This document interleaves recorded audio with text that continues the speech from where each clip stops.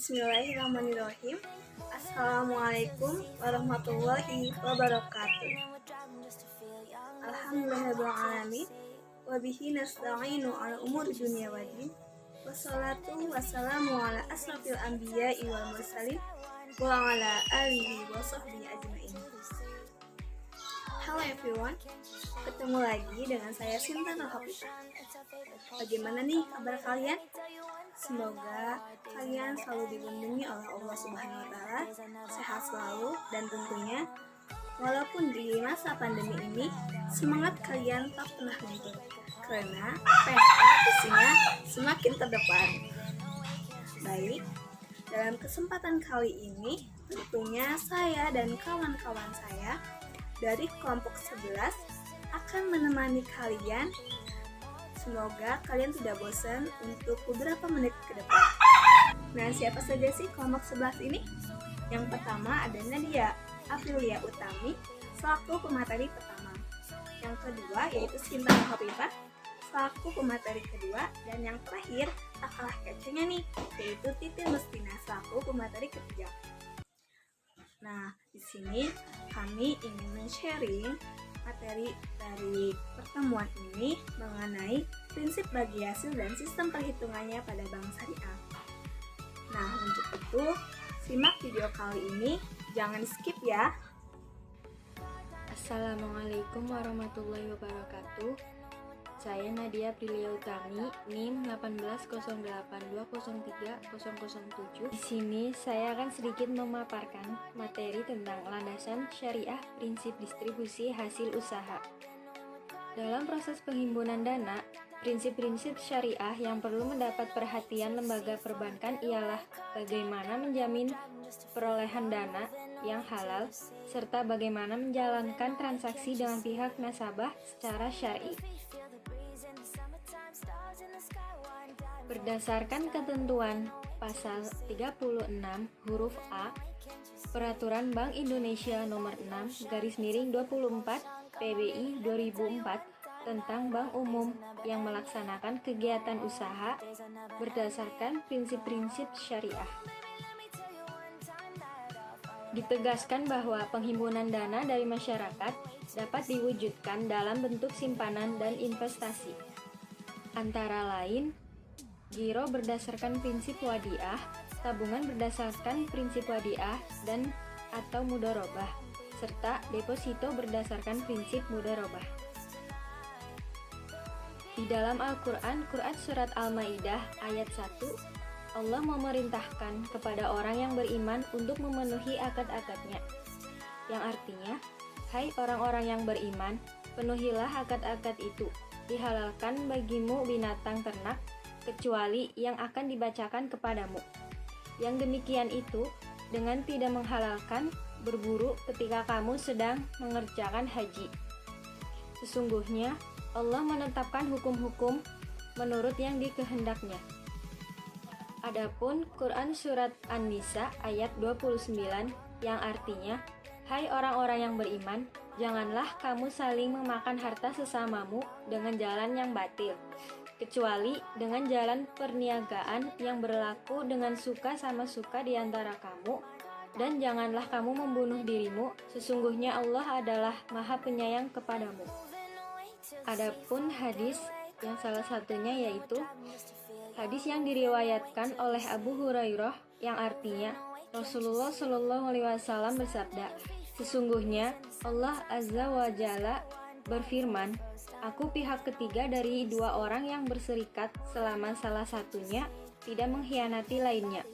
Hadis riwayat Abu Dawud nomor 2936 dalam kitab Al-Buyu dan Hakim. Hadis qudsi tersebut menunjukkan kecintaan Allah kepada hamba-hambanya yang melakukan perkongsian selama saling menjunjung tinggi amanat kebersamaan dan menjauhi pengkhianatan. Adapun ijmanya salah satunya yaitu Imam Zailani dalam kitabnya Nazbu Ar-Royah telah menyatakan bahwa para sahabat telah berkonsensus terhadap legitimasi pengolahan harta yatim secara mudharabah. Kesepakatan para sahabat ini sejalan dengan spirit hadis yang dikutip Abu Ubaid dalam kitab amwal. Nah, teman-teman mungkin sudah mengetahui dari semester-semester yang lama mengenai prinsip bagi hasil. Namun di sini ingin mengulas kembali apa sih pengertian prinsip bagi hasil itu sendiri. Nah, prinsip bagi hasil menurut Bank Indonesia adalah suatu prinsip pembagian laba yang diterapkan dalam kemitraan kerja, di mana porsi bagi hasil ditentukan pada saat akad kerjasama. Jika usaha mendapatkan keuntungan, porsi bagi hasil adalah sesuai kesepakatan. Namun, jika terjadi kerugian, maka porsi bagi hasil disesuaikan dengan kontribusi modal masing-masing pihak. Dasar yang digunakan dalam perhitungan bagi hasil adalah berupa laba bersih usaha yang telah dikurangi dengan biaya operasional. Profit sharing atau bagi hasil pada dasarnya merupakan pembiayaan dengan prinsip kepercayaan dan kesepakatan murni antara kedua belah pihak atau lebih, yaitu pemilik modal atau investor, dalam hal ini bank syariah, dengan pemilik usaha, dalam hal ini adalah nasabah. Nasabah di sini sebagai pengelola usaha. Prinsip bagi hasil secara umum dalam perbankan syariah dapat dilakukan dalam 4 akad utama. Apa saja sih? Yaitu al-musyarakah, al-mudharabah, al-mujaro'ah, dan al-musakoh. Namun, pada umumnya penerapan prinsip sistem bagi hasil pada bank syariah menggunakan kontrak kerjasama pada akad musyarakah dan mudharabah. Nah, prinsip yang pertama yaitu al-musyarakah. Apa sih al-musyarakah? Menurut Ascaria, al-musyarakah merupakan akad kerjasama usaha antara dua pihak atau lebih dalam menjalankan usaha, di mana masing-masing pihak menyertakan modalnya sesuai dengan kesepakatan, dan bagi hasil atas usaha bersama diberikan sesuai dengan kontribusi dana atau sesuai dengan kesepakatan bersama. Musyarakah disebut juga dengan syirkah, merupakan aktivitas bersyarikat dalam melaksanakan usaha bersama antara pihak-pihak yang terkait. Musyarakah merupakan akad bagi hasil ketika dua atau lebih pengusaha pemilik dana atau modal bekerja sama sebagai mitra usaha, membiayai investasi usaha baru atau yang sudah berjalan. Nah, adapun penerapan yang dilakukan bank syariah, musyarakah adalah suatu kerjasama antara bank dan nasabah, dan bank setuju untuk membiayai usaha atau proyek secara bersama-sama dengan nasabah sebagai inisiator proyek dengan suatu jumlah berdasarkan persentase tertentu dari jumlah total biaya proyek dengan dasar pembagian keuntungan dari bahagia hasil yang diperoleh dari usaha atau proyek tersebut berdasarkan persentase bagi hasil yang telah ditetapkan terlebih dahulu. Apa aja sih rukun dan syarat musyarakah ini? Rukun dari musyarakah ini yang pertama pihak yang berakad, yang kedua objek akad, yang ketiga sigot atau ijab kabul. Nah, adapun syaratnya yaitu ucapan. Tidak ada bentuk khusus dari kontrak musyarakah, ia dapat berbentuk pengucapan yang menunjukkan tujuan berakad, dianggap sah jika diucapkan secara verbal atau ditulis. Kontrak musyarakah dicatat dan disaksikan. Yang kedua, pihak yang berkontrak. Disyaratkan bahwa mitra harus berkompeten dalam memberikan atau diberikan kekuasaan perwakilan. Yang ketiga, objek kontrak. Dana atau modal yang diberikan harus uang tunai, emas, perak, atau yang bernilai sama. Para ulama menyepakati hal ini. Cara garis besar, musyarakah dikategorikan menjadi dua jenis, yaitu musyarakah kepemilikan dan musyarakah akad. Musyarakah kepemilikan tercipta karena adanya warisan, wasiat, atau kondisi lainnya yang mengakibatkan pemilikan satu aset oleh dua orang atau lebih. Sedangkan musyarakah akad tercipta dengan cara kesepakatan di mana dua orang atau lebih setuju bahwa tiap orang mereka memberikan kontribusi modal musyarakah. Mereka pun sepakat berbagi keuntungan dan kerugian. Musyarakah akad terbagi lagi menjadi syirkah al-inan, al-mufawadah, al-amal, dan syirkah al-wujuh. Nah, prinsip yang kedua ini yaitu mudorobah. Mudorobah merupakan akad bagi hasil ketika pemilik dana yaitu sahibul mal menyediakan modal 100% kepada pengusaha sebagai pengelola yang disebut dengan mudorib untuk melakukan aktivitas produktif dengan syarat bahwa keuntungan yang dihasilkan akan dibagi di antara mereka menurut kesepakatan yang ditentukan sebelumnya dalam akad. Apabila terjadi kerugian karena proses normal dari usaha dan bukan karena kelalaian atau pencerangan pengelola, kerugian ditanggung sepenuhnya oleh pemilik modal, sedangkan pengelola kehilangan tenaga dan keahlian yang telah dicerahkannya. Apabila terjadi kerugian karena kelalaian dan kecurangan pengelola, maka pengelola bertanggung jawab sepenuhnya. Adapun rukun dan syarat mudorobah. Rukunnya yaitu yang pertama pihak yang berangkat, yang kedua pemilik modal, dan yang ketiga objek mudorobah yaitu modal, yang keempat yaitu usaha, dan yang kelima persetujuan kedua belah pihak. Nah, untuk syarat dari mudorobah ini, yang pertama pihak yang berakad.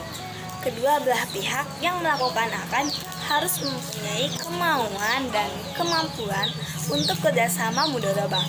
Selanjutnya yaitu objek akad. Objek akad ini harus dinyatakan dalam jumlah atau nominal yang jelas. Selanjutnya yaitu jenis pekerjaan. Jenis pekerjaan yang dibiayai dan jangka waktu kerjasama pengelolaan dananya. Selanjutnya yaitu nisbah. Pembagian keuntungan telah disepakati bersama dan ditentukan tata cara pembayarannya. Untuk sigot, pihak-pihak yang berakad harus jelas dan disebutkan materi akad yang berkaitan dengan modal, kegiatan usaha atau kerja dan nisbah telah disepakati bersama saat perjanjian akad. Nah, untuk resiko usaha yang timbul dari proses kerjasama ini harus diperjelas pada saat ijab kabul ya, yakni apabila terjadi kerugian usaha maka akan ditanggungjawabkan oleh pemilik modal dan pengelola tidak mendapatkan keuntungan dari usaha yang telah dilakukan. Jenis-jenis mudorobah menurut Antonio. Mudorobah ini terbagi menjadi dua jenis, yaitu mudorobah mutlaqoh dan mudorobah muqayyadah. Apa sih mudorobah mutlaqoh ini? Mudorobah mutlaqoh adalah bentuk kerjasama antara sahibul mal dan mudorib yang cakupannya sangat luas dan tidak dibatasi oleh spesifikasi jenis usaha, waktu, dan daerah bisnis. Penyedia dana melimpahkan kekuasaan yang sebesar-besarnya kepada mudorib untuk mengelola dananya. Nah, yang terakhir yaitu jenis mudorobah muqayyadah. Nah, mudorobah muqayyadah adalah kebalikannya dari mudorobah mutlaqoh, di mana si mudorib dibatasi dengan batasan jenis usaha, waktu, atau tempat usaha. Adanya batasan ini seringkali mencerminkan kecenderungan umum si sahibul mal dalam memasuki jenis usaha. Assalamualaikum warahmatullahi wabarakatuh. Perkenalkan, nama saya Titin Rustinah. Di sini saya sebagai pemateri ketiga yang akan menjelaskan tentang pembagian hasil usaha. Ada beberapa sistem bagi hasil yang terdapat dalam menentukan beberapa bagian yang diperoleh oleh masing-masing pihak yang terkait. Sistem bagi hasil yang pada dasarnya erat kaitannya dengan berapa margin yang akan ditetapkan ialah dengan profit sharing dan revenue sharing. Bagi hasil atau profit sharing merupakan distribusi beberapa bagian dari laba para pegawai dari suatu perusahaan yang berbentuk suatu bonus uang tunai tahunan yang didasarkan pada laba yang diperoleh pada tahun-tahun sebelumnya, atau dapat berbentuk pembayaran mingguan atau bulanan. Profit sharing adalah perhitungan bagi hasil didasarkan kepada hasil net dari total pendapatan setelah dikurangi dengan biaya-biaya yang dikeluarkan untuk memperoleh pendapatan tersebut. Pada perbankan syariah, istilah yang sering digunakan adalah profit and loss sharing, di mana ini dapat diartikan pembagian antara untung dan rugi dari pendapatan yang diterima atas hasil usaha yang dilakukan. Untuk selanjutnya yaitu revenue sharing. Revenue sharing secara bahasa berarti uang masuk, pendapatan, atau income. Dalam istilah perbankan, revenue sharing berarti proses bagi pendapatan yang dilakukan sebelum memperhitungkan biaya-biaya operasional yang ditanggung oleh bank. Biasanya, pendapatan yang didistribusikan hanyalah pendapatan atas investasi dana dan tidak termasuk fee atau komisi atau jasa-jasa yang diberikan oleh bank.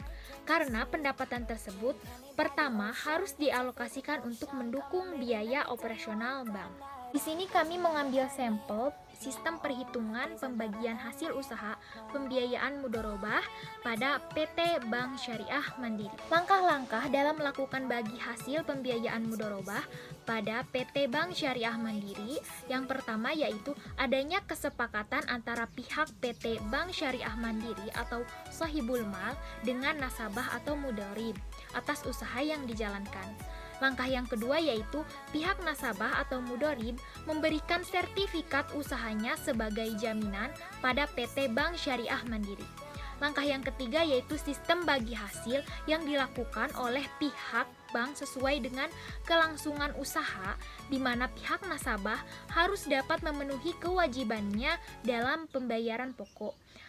Selanjutnya yaitu nisbah yang dikenakan oleh nasabah yang satu dengan yang lainnya dapat berbeda walaupun jenis usahanya sama. Langkah selanjutnya yaitu perbedaan nisbah disebabkan karena antara lain yang pertama yaitu pengalaman dan keahlian mudharib, yang kedua yaitu efisiensi usaha, yang ketiga yaitu tingkat keuntungan yang diproyeksikan. Untuk contohnya, kami telah melampirkannya ke dalam artikel. Silahkan teman-teman dibaca ya dan dipahami. Dan di sini kami juga mengambil sampel sistem perhitungan pembagian hasil usaha pembiayaan musyarakah pada BMT Binamas Purworejo. Menurut Susanto dan kawan-kawan, ada beberapa faktor yang mempengaruhi sistem bagi hasil. Antara lain, faktor langsung yang terdiri dari tingkat investasi dana yang tersedia untuk diinvestasikan dan nisbah yang harus ditentukan. Yang kedua, faktor tidak langsung. Dalam bagi hasil secara tidak langsung dipengaruhi oleh berjalannya aktivitas yang diterapkan terutama sehubungan dengan pengakuan pendapatan. Langkah-langkah perhitungan bagi hasil pembiayaan musyarakah pada BMT Binamas Purworejo adalah yang pertama yaitu penentuan nisbah bagi hasil. Untuk melakukan perhitungan bagi hasil harus ditetapkan nisbah terlebih dahulu. Nisbah bagi hasil ditetapkan berdasarkan kesepakatan antara pihak BMT dan mitra atau anggota. Sebelum melakukan kesepakatan dengan mitra atau anggota, pihak BMT telah menetapkan nisbah bagi hasil melalui survei, sehingga penentuan nisbah disesuaikan dengan kemampuan mitra atau anggota. Penentuan nisbah digunakan untuk menghitung proyeksi bagi hasil. Setelah itu, pihak BMT melakukan negosiasi dengan mitra atau anggota mengenai nisbah dan proyeksi bagi hasil yang ditetapkan oleh pihak BMT sehingga dapat tercapai kesepakatan antara kedua belah pihak. Perhitungan bagi hasil pada BMT Binamas Purworejo dilakukan secara manual dan komputerisasi. Pada saat bertemu dengan mitra, pihak BMT melakukan perhitungan bagi hasil berdasarkan hasil wawancara dengan mitra dan menghitungnya secara langsung pada slip musyarakah. Untuk mengecek hasil perhitungan bagi hasil secara manual, pihak BMT melakukan perhitungan bagi hasil dengan menggunakan rumus bagi hasil yang ada pada Microsoft Excel. Hasil perhitungan bagi hasil tersebut merupakan bagi hasil yang harus diberikan mitra kepada BMT. Pada BMT Binamas Purworejo, dalam melakukan pembayaran menyediakan dua alternatif, yaitu sistem pembayaran jatuh tempo dan angsuran. Sedangkan untuk jenis angsurannya menggunakan angsuran tetap dan menurun. Jika mitra atau anggota memilih sistem pembayaran jatuh tempo, maka pengembalian pokok pinjaman dilakukan pada saat jatuh tempo dan tetap membayar bagi hasil setiap bulannya. Jenis angsuran yang digunakan untuk sistem pembayaran jatuh tempo ini adalah angsuran tetap. Jangka waktu pembayaran untuk sistem jatuh tempo adalah minimal 1 bulan dan maksimal 6 bulan. Akan tetapi, jika mitra atau anggota memilih sistem pembayaran angsuran, maka pengembalian pokok pinjaman dan bagi hasil dilakukan setiap bulan. Jenis angsuran yang digunakan untuk sistem pembayaran angsuran adalah angsuran menurun. Jangka waktu pembayaran untuk sistem angsuran adalah lebih dari 6 bulan. Jenis usaha yang cocok untuk sistem pembayaran angsuran adalah usaha yang pendapatannya harian, seperti pedagang sayur di pasar, penjualan makanan, dan sebagainya. Sedangkan jenis usaha yang cocok untuk sistem pembayaran jatuh tempo adalah usaha yang pendapatannya bulanan, seperti usaha budidaya lele, perumahan, dan sebagainya. Mungkin cukup itu saja yang dapat saya paparkan. Kurang dan lebihnya mohon maaf. Untuk lebih jelasnya silahkan teman-teman membaca artikelnya dan tolong dipahami. Terima kasih. Wassalamualaikum warahmatullahi wabarakatuh. Nah, bagaimana nih teman-teman pemaparan dari kelompok 11? Apakah sudah dapat dipahami? Semoga sudah dapat dipahami ya, dan tentunya bermanfaat untuk kita semua. Untuk itu, mungkin ada salah kata-kata dari kami mohon maaf. Kurang lebihnya, sekian. Wabillahi taufiq wal hidayah. Wassalamualaikum warahmatullahi wabarakatuh.